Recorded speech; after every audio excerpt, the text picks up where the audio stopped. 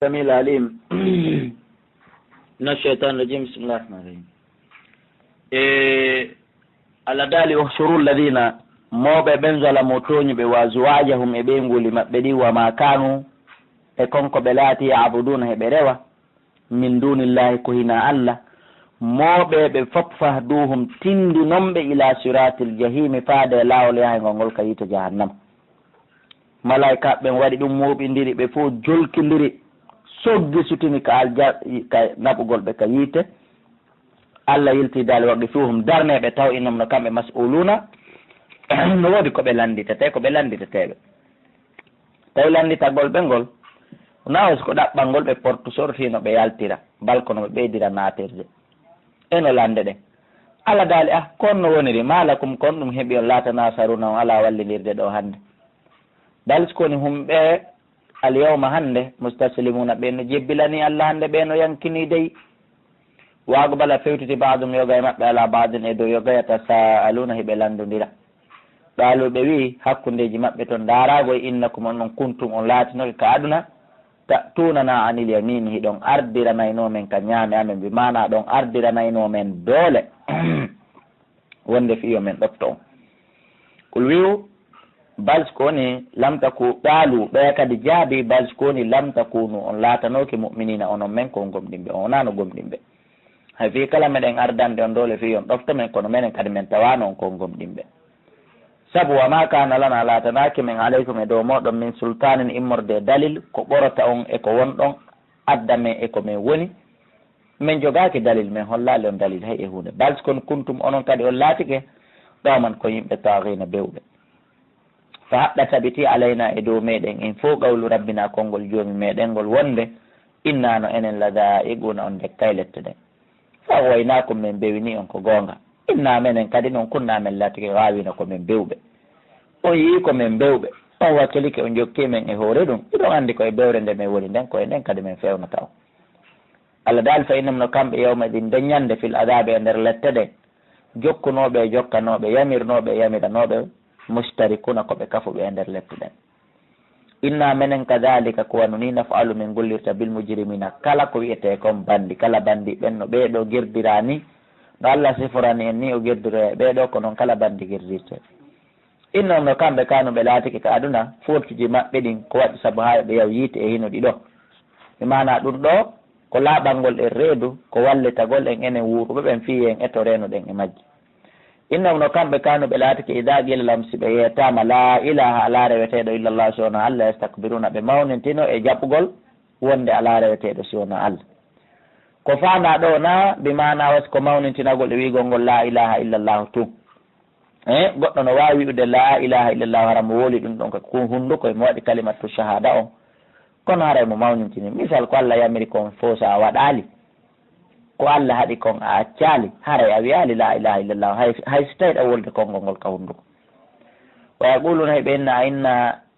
e kere menen la tariku min accitay alihatina reweteɗi amen ɗi li sha'irin saabu yimowo majnunin feetuɗo ko ɗiɓe wiyayno balskoni jaa bil haqqi o addi gonga o ko gonga addi o saddagal mursalin e balskoni jaa ari bil haqqi gonga kan ari noon ko yimɓe yiite ɓe woni wolde o saddagal mursalin e jakkanilaɓen ko gonga wolno allah dara innakum no onon ladaiqul adabil alim on dekkayɓe ko ɗum woni ko wiyete kollette muusuɗe ɗen ko meeɗoɓe ko wiyete kollette muusuɗe ɗen alwaji'u fi nnar bi mana muuseni kon ka nder yiite e allah teɗoto ɗon daali wama to jusawna on yoɓaka noon illa ma kuntum sowna konko laati ɗon ta'maluna hiɗon golla illa ibadallahi almukhlasina sowna jiyaɓe allah laɓɓinaɓe mo dewal ngal ɓe sirkanali mo ulayka ɓen ɗon lahum no waɗani ɓe risqun arsike ma'lumun andaɗo ɓe mana ñameteji tedduɗi e nguure labaɗo ka nder aljanna fawakiha muyanteje wahum kamɓe mukramuna koɓe teddinaɓe ko ɗum woni ka nder aljanna ton yallah waɗen jeeyaɓe maɓɓe fi jannatin e nder aljannaji annaimi nemaji ala sururin hiɓe dow danɗe maɓɓe mutaqabilina hiɓe fewtodiri yo taafu hino wango hino jinda alayhim e dow maɓɓe yo taafu hino jindine hino jindine si woni yattaafu ko hino wango hino jinda, si woni yuttaafu ko hino wangine hino jindine alayhim e dow maɓɓe bi kaasin ñedduɗe min ma inin immorde hebbinaɗe beere wiyetene nden ma in. Kono nden beere ka lahara nde wawa nde ka aduna par ce que nden ton bayda ko nde rawnude lazzatin ko nde welde lisharibina wonande yaroɓe ɓe, saabu naafo o yarata nde kala yarɗo beere nden aduna o yarata nde lahara de. E kadi nden to laafiya ala e mayre gawlun ko sulinta, wala hon ɓe wonali kadi anha e mayre yunzafuna ko ɓe letteteɓe fiiɓe yarinde, ɓe wonali hoore no muusaɓe, reedu hino muusaɓe, ɗuɗɗingol bawle hino wona, saabu ko ɓe yari nde kon eɗen andi nde ka aduna no rondi ɗin ɗon fof. Wa indamino ko maɓɓe kadi sonnaɓe ɓe resina toon qasiratul tarfi raɓɓinɗinaɓe darɗe inun janɗe guiteɓe, mi mana ko faala raɓɓinɗinaɓe guite wona wasi ɓe yiyata ka woɗɗi, ɓe yiyay ha ka ɓe faala o ko woni ɓe ittata guite maɓɓe ɗen e moodi maɓɓe ɓe ndaara hay e hunde, guite maɓɓe ɗen ko ɗon hatti janɗa guiteɓe ko andi ngolɗen sonnajo no janɗiri guite o aray ko non woniri no ngari makko kin ɓeydorta ko anna on no hakke ko ɓe laɓa si kayɓe baydun koɓe woofonde makko nunun suuɗande fi wotande tuunu faago bala fewtita baɗum yoga e maɓɓe ala baɗum e dow yoga kamɓe yimɓe aljanna ɓe yiyata sa aluna ɓe landodira noon joni fi yimɓe yiite ɓen. wala ɗa'ilun wi o wi'i minhum e maɓɓe e inni min kana li ndarade laatanino kelan ko ɗum woni ko aduna ɗarinun wondiɗɗo min laatanino kelan ko aduna bi mana miɗo wonduno e adenjo wondiɗɗo, miɗo wonduno e ɗum ɗon ko ɗum woni ko aduna o wiya ɗum yaqulu himo wi'ayno a innaka ene an laminal musaddiqina ko a jeyaɗo e gongimɓe ko ko ɓene laaɓe woni wowlude ɗimmoje an on ko ɗum laatino hino wi'aynola ka aduna toon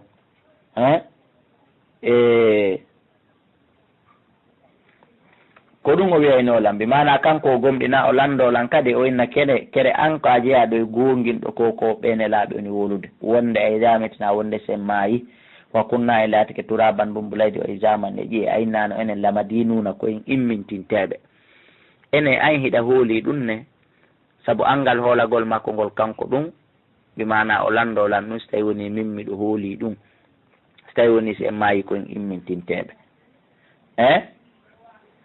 gaala ɓe landodira way ko goonga me yiyalimo way ko goonga me yiyalimo gaala kanko aaden aljanna fillitaniɗo ɗum ɗo ɗimmor makko ɓen ka nder aljanna toon qaala inna ene hal antum taw sono muttaliuna on yaha ƴillito ɗon ka yiite ɗaɓɓitoyenmo ndaren so tawi woni en wawaymo yi'ude.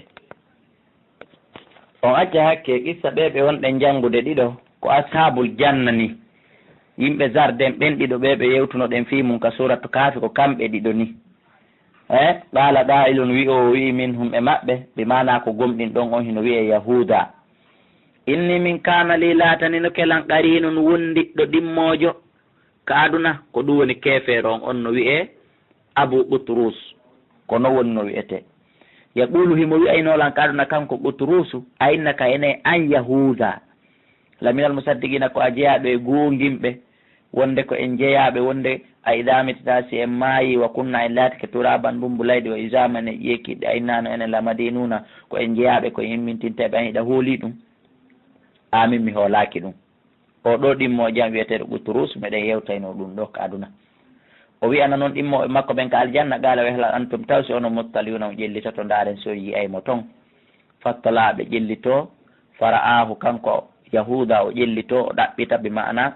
o yurno awale goy fara'ahu o yiyamo kanko butrus fi sawa'il jahim ka nder tumbere yite jahannam qaala o inna kanko yahuda tallahi mi wodiri allah in kittaɗe a e ɓila turdini nde halkata alan ka aduna mi mana haare a eɓɓi ittugollan e diina an kan nattala e keferan kan ko ɗum hala koye saabu kala perduɗo diina islam haara o halkike walawla nimatu rabbi so nano nema joomi an kan lakuntu haare mi laatike minal muhdari lakuntu wallahi mi laatotono minal muhdarina jeeyaɗo e tawaɓe ka nder yite ɗon tun o nana malaika hino ewno wonde kono yimɓe aljanna teddungal mum mayugol ala hande kadi mayde nden hilsama o fewtita e ɗimmo makko ɓen ka aljanna o inna afamana hano mbi mayyitina wona woni hino enen ɗo en wonaliɗen maya hande kadi illa mawtatanal ula so wona mayde men aranere nde wamana hano en wonali ɓe mu'addabina letteteɓe inna hada andeno ɗum ɗo lahu wal fawzul azim ko ɗum ɗo ni malal mawnu ngal ngal li misli hada ko sifa fi heɓugol o aljanna ɗo falyamalil amiluna woni ko golloɓe hani gollonde no ko goo falidhalika falyatanafasil mutanafisuna ko ɗum ɗo folodiraɓe hani foloditande donc haray fi wiigol noon ɗissa on sababu nusuli on mi mana misal ngal waɗama e hoore ashabul jannati yewtanoɓe fi mum ɓen ka kaafo mi mana hakkude yahuda e ɓutrusu misal ngal hino tabiti hakkude kala weldiɓe ɗiɗo jatiguiɓe ɗiɗo oya ko aaden aljanna oya ko aade yiite oya ko yamiro ko moƴƴi haɗa ko boni oya ko yamiro ko boni haɗa ko moƴƴi haray goto kala weldirɓe ni kala huwodirɓe ni ko adna haray ko ni woni ɗo taɓissa mabɓe on kala har Allah daali adalika e ko ɗum ɗo noon hayrum ɓuuri moƴƴude nusulan jipporgal werde natugol o aljanna ɗo an shajaratu zaqqum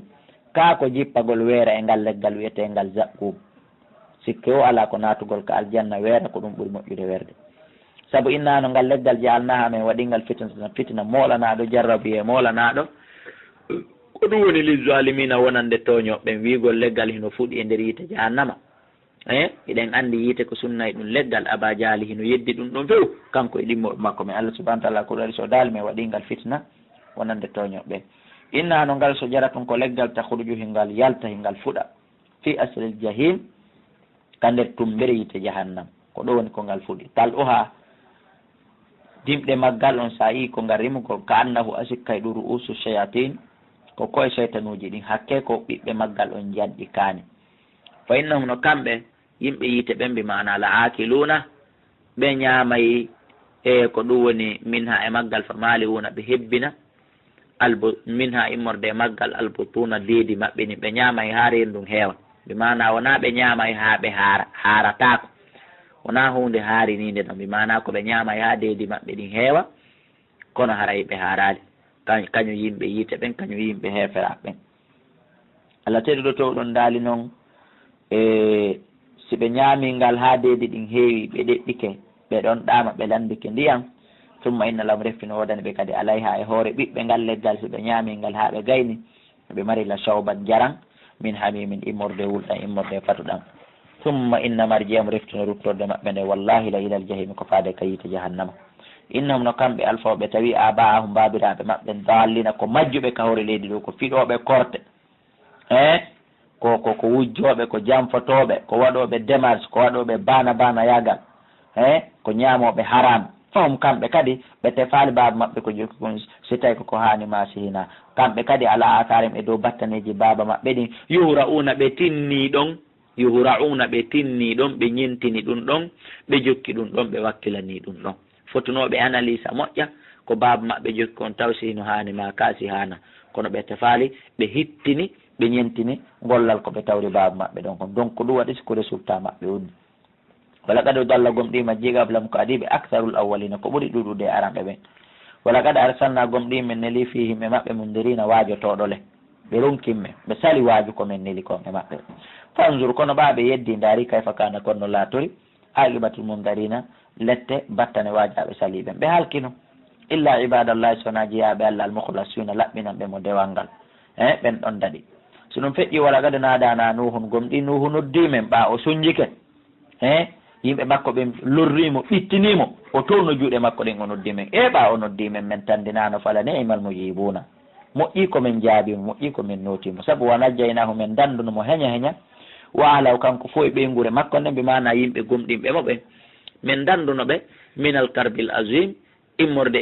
e tampere mawnude nden nden ñande mbi mana ko wiyete kon yoola gongol wa jaalnamen waɗde durriya taw durriya makko humul baqina ko kamɓe woni heddiɓe ɓen ka hoore leydi ɗo ko kamɓe woni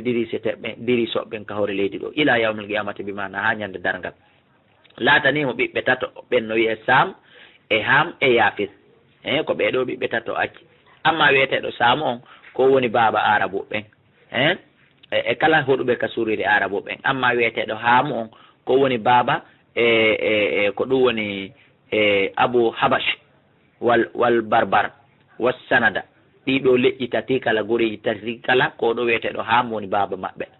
o amma Yafis amma wiyeteɗo Yafis on kon ɗo woni baba dendanangal yimɓe hedditiɓe ɓen ɓeɗo tato Allah kanko annabi Nuhu wonno ko marnoɓe amma wiyeteɗo kan ana on ɗon hiɗen andi o yeddunomo on ɗon jiyano e luttuɓe ɓen ka nder ndiyam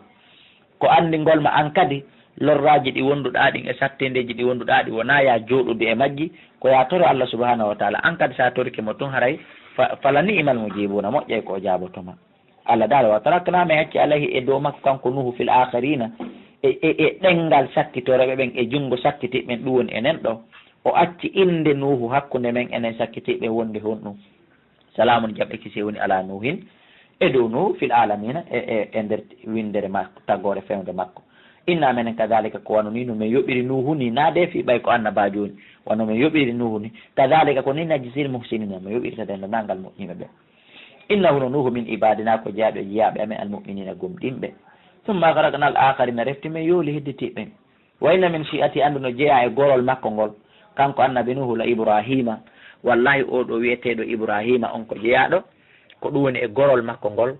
kanko annabi nuhu alayhi salatu wassalam ko jeeyaɗo e gorol makko ngol noon ko jeeyaɗo e gorol makko ngol noon Allah subhanahu wa ta'ala daali ide jaa rabbahu tuma nde o arduno e joom makko kanko ibrahima bi qalbin salim ɓernde hisude ko fanda sirku jilla nder ton gañanade jilla nder ton ko ɗum wiyete qalbin salimi ɓernde hisude o nawa hisande fandade ɗo nde ko ɓernde nde gastrique nanga typhoïde nanga tuberculose nanga wona nde hisande ɗon ide qala li abi tuma nde o makannoɓe makko azara wa qawmi e yimɓe makko ɓen he baba kono e musidɗo Allah maga tabuduna kon ɗum won ɗo rewre a ifkan alihatan eko penale woni ko rewoton dunallahi accon Allah a ifkan eko penale alihatan reweteɗi woni ko jokkoto rewo dunallahi ko wori Allah turiduna woni ko faalaɗo rewde a ifkan eko penale alihatan reweteɗi dunallahi ko hewta Allah turiduna faalaɗo rewde fama zannukum kon ɗum sikke mon bi rabbil alamin Allah jeeɗo windere nde on si o nangima fa nasara o daari nasratan darɗe finno joomi ka koode o tiggiti o laƴƴi gite ka koode faqala wi inni min sagimum miɗum Musa sababu wi'ugol makko tiggitagol ka koode laƴƴa gite inna himo Musa bi mana ko ɓaaɓe fokkiti yahugol ka yawmu zina bi mana ka ñalande cuɗari maɓɓe yahugol yara beere ɓorno conci yima ama waɗa weeli foti ɓennimo ko ayyo Ibrahima mahi yaaden ka juldere o tiggiti ka koode dow o inni ɓe no o famini bi mana ko ndaaro woni waɗude o inni a enele min on miɗo Musa o ɓa o tiggitike o laƴƴi gite o inni min miɗo Musa tawi noon Musa ni ko o faandi ɗon kon koko tawi kon sanamuji hino rewede hara wona Allah subhanahu wa ta'ala kono o yiilani ɓe wasi ko nawnare goo wonde nder ɓanndu makko no mi mana andingol ɓe kanko mo Musa o wata yaade tawi noon niya makko ko muusede ko goɗɗum woni rewede kon koyne Allah ko ɗum muusimo ko so accidiɓe ɗi sanamuji maɓɓe o elmina ɓe tawi ko ɗum wonno niya makko kanko annabi Ibrahima alayhi salatu wassalam fatawallahu anhu ɓe hucciti ɓe wi takko makko mudbirina ɓe yeehi kaɓe fijoyta weeli foti ton ɓe yara beere ɓe waɗa shirku faraha o oñi ila alihatin faade reweteɗi maɓɓe ɗin o fewtiti e majji awaligoy faqala wiɗi tawi ɗin no accana ñameteji satta piriji wuja nebbe o inni ɗene ala takuluna on sokkotako ko accana ɗon kon deƴƴi o wimala kom kon ɗum heeɓi o latan tekuna on alalan jabade deƴƴi faraha o oñi o fewtiti alayhim e majji darban soppurgol ɗi bil yamini jungo makko ñamo ngo o munciɗi o waɗi ɗi kunte kunte faago baluɓe fewtiti ilay faade makko yazifuna hiɓe hittina hiɓe doga ɓe ara yazifuna bimana hiɓe wuggo hiɓe doga ara ko ɗum woni yazifuna hiɓe hittina yusrauna wa yamshun ɗala annabi Ibrahima wi ɓe hewtugol maɓɓe wini ɓene atabuduna onon o rewa e ma tan hituna konko lesan ɗon hoore mo moƴƴinan ɗon hoore mo wallahu ko Allah halaka ko mon ko tagi on kon handu ɗon e rewde ko on duwa ɗon rewde wama ta'malun e konko wama ta'maluna e konko anduɗon e konko golloton fo mum ko kanko Allah subhanahu wa ta'ala won ko tagi qaluɓe inni hey en andi ko ɗo woni ko wari reweteɗi men ɗi woni ko munciɗi qaluɓe halde ɓe fotti hakkunde maɓɓe ibnu lahu mahanemo bimana bunyanan maadi huɓɓon yiite ley fere ɗon mo ton o suma umuka ɓe waɗi ɗum falɓuɓe ferimo fil jahim ka nder yiite jahim issa on no juutiri noon no labira noon feƴƴi e suratuji dowji ɗin ko ɗum waɗi sen ala yanñude ɗo farado wi Allah daali a ɓe eɓɓanimo kaydan pewje fajalnahumul asfalina min waɗi ɓe ko kamɓe joltuɓe ɓen mbimana ko kamɓe échouɓe ɓen mbimana ko kamɓe perduɓe ɓen min waɗi ɓe ɗum wa qala wi inni min kadi ɓay ko ɗum waɗɗon dahibon mi yeehi ila rabbi ila rabbi faade ka joomen sayadini o fewnaylan onangilal makko ngol acciti musidal makko ngal fof enen en nanay woɓɓe no inna min mi mara burure kam mi hawka nene goto an o awa o ɗo heeɓi burure ka hawka ko ɗum woni dendanangal e ɓe mana musidal makko ngal o daali kanko annabi ibrahima o maaki o wi min mi yeehi ka joomi am o fewnayla rabbi joomi habli okkam mina salihina immorde moƴƴuɓe ɓe mana okkam ɓiɓɓe moƴƴuɓe mi wonda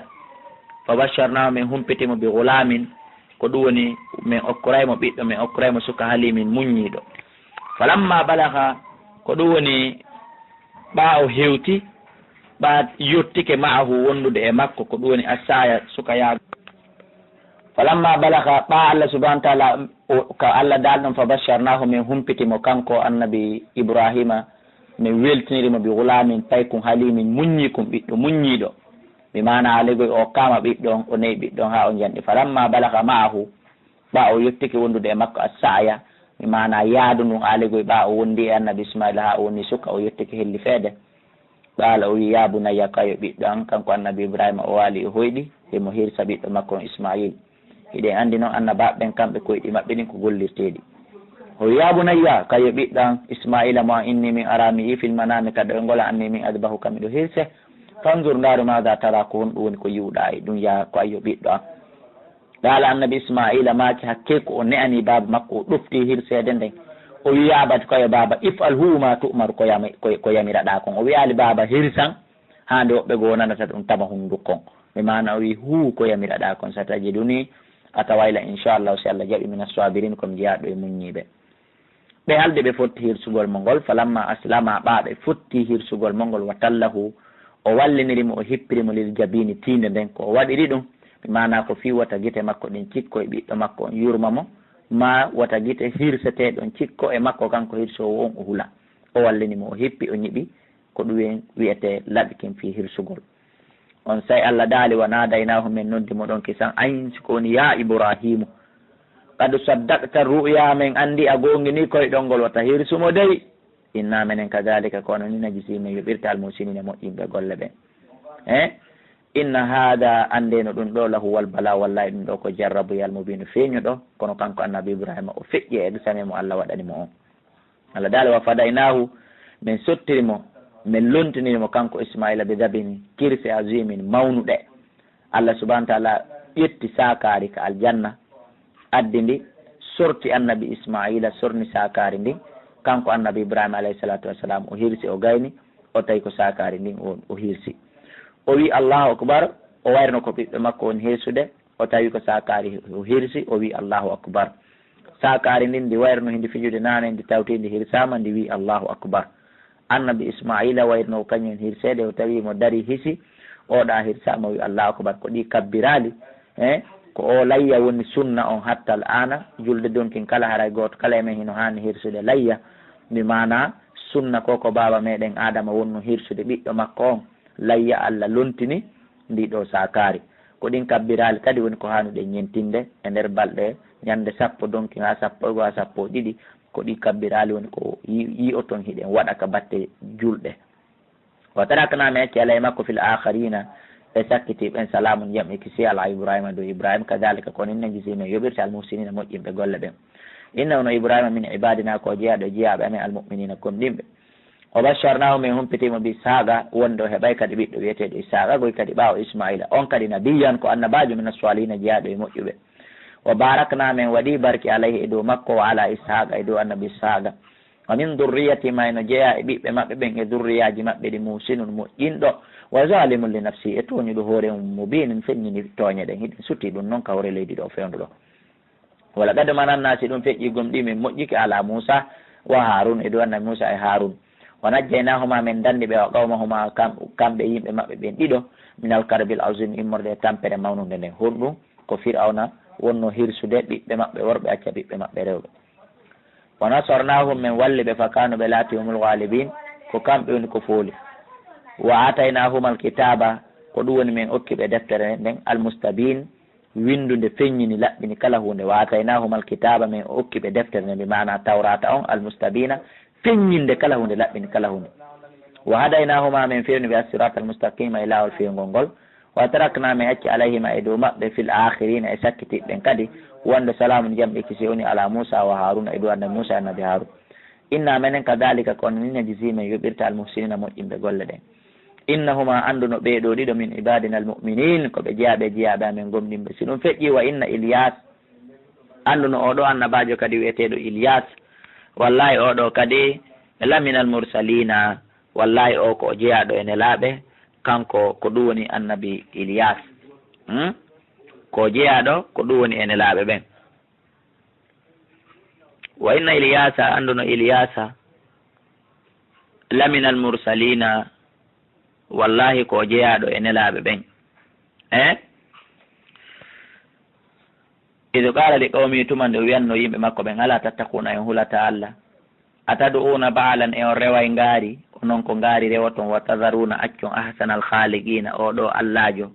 ɓurɗo moƴƴude tagude ɓurɗo wawde tagude allaha rabbakum awa dow ko Allah woni joomi mon jaɓuɗon sali ɗon wa rabba abaikum jeyi kadi babiraɓe mon al awwalina aditiɓe ɓen Ilyasa o haalani ɓe ɗum ngaari ndi wonɗon nande inde mum ndi ɓe rewayno ɗo ɓe moƴƴini ngaari ɓe jogiti ndin ɗon allahjo ko ɓe rewa ngaari ndin indi mari hunango ɓe wi en ka tafsiru ngaari ndin ɗum mbimana ko sanamuru jundi mayri on ko sogone 30 hindi mari geece 4 hindi wiye baalan sanamuru ndu hino wiye baal no mbimana wona wasi ko ngaari ko sanamuru ndu ɓe moƴƴini juutu ndu hino fota sogone 30 jundi ndin marndu geece 4 ko ndu wiyete baalan ko ndu ɓe rewata woɓɓe go wi o wiyeteɗo Ilyas ɗo wonde ko mbimana ko annabi Shuaybu ni woni ko fanda ɗo kono noon ko jicci kon Ilyasa kanko kadi ko annabajo feere o noddiɓe makko ɓen o waajiɓe ɗum ɗo o hulɓini ɓe ɗum ɗo fo kaddabuɓe fennimo few faynum no kamɓe hino hande la muhdaruna ko ɓe tawaɓe e nder lette ɗen illa ibadallahi sona jeeyaɓe Allah almukhlasina laɓɓinanɓe mo ndewa ngal wa tarakna mi acci alayhi e dow makko fil akhirina e sakkitiɓɓen salamu jamɓe kisi woni ala Ilyasin e dow annabi Ilyasin inna minen kadhalika kono ni najzimen yoɓirta almusinina moƴƴimɓe golle ɓen inna ono Ilyas min ibadina almuminin ko jeeyaɗo e jeeyaɓe amen gomɗinɓe si ɗum feƴƴi wa inna lutan ande no lutullah min almursalina on kadi ko jeeyaɗo e nelaɓe go hedi najjaynahu tumande men dandunomo wa ahlahu e yimɓe makko ɓen ajmaina ɓe dendagal tumande men dandunomo kanko annabi lutu alayhi salatu wassalam e yimɓe e ɓeygure makko gomɗinɓe mo ɓen ko ɗum woni ɓe dendagal ɗum noon ɓen gomɗinɓe bi mana ibnatayhi ko ɓiɓɓe makko jiwɓe ɓen ɗiɗo pet oyano wiye zauran oyano wiye warisan ko ɓeɗo ɗiɗo wallahi ɓe wi en ka tafsir e nder yettinande ko yettude kon fof ko ɓeɗo ɗiɗo woni ko heeɓi ko gomɗini o illa ajuzan sona yummirawo makko ɓeygu makko fil ghabirina on ɗon ko jeeyaɗo e halkaɓe ɓen summa dammarna al akharina refti men halki ɓeya sakkitorɓe ɓeya hedditiɓe ɗum woni yimɓe annabi lutu yedduɓe ɓen wa innakum no ono mi mana ono yimɓe Quraysh makka no latamurruna alayhim ɗo rewde e hoore maɓɓe ñande o musbihina ka subaka wa billayli e jemma afala ta'aqiluna e on haqqilta wajita ɗon e maɓɓe wa inna Yunusa ande no Yunusa kadi laminal mursalin ko jeeyaɗo ene laaɗo ide abaga tumande ɓe waɗuno urɓa on ilal fulki ide abaga tumande o toguno ilal fulki o yehi ka laana almashuni humbuka fasahama ɓe waɗi urɓa sababu muɗum ko daragol laana kanka sali dogude ɓe waɗi urɓa darugol ko hombo woni toon pullo maccuɗo doguɗo pullo mum ma ɗum sonnajo doguɗo moodi mum tawi kamɓe ka nder aada maɓɓe si maccuɗo dogui pullo mum ma sonnajo dogui moodi mum o ƴawi e laana kanka darok annabi Yunusa yeetu laana kan dari ɓe waɗi urɓa fakana o laate minal mudhadina jeeyaɗo e luppuɓe kanko ko o liɓi kon dembi sali ilude ɓeya fof ko liɓi wo ila e riwaya goo ko kaatiɓe woni tettude e riwaya goo goto kala ko hino liɓude pihum ko jogui kanko ala ko laaɗo o liɓi ko liɓata kon dembi ɓe liɓi mo ka nder ndiyam faltaga mahul huutu lingel ngel moɗimo o watay kanko nuhu lut Yunusa mo limum ko feliniɗo moƴƴano falawla annahu sonano konno kon kanko kana o laati minal musabbihina ko jeeyaɗo e subbuynotoɓe waɗoɓe adkar ka nder reedu lingel ngel labita o ñiiɓayno fi batani e nder reedu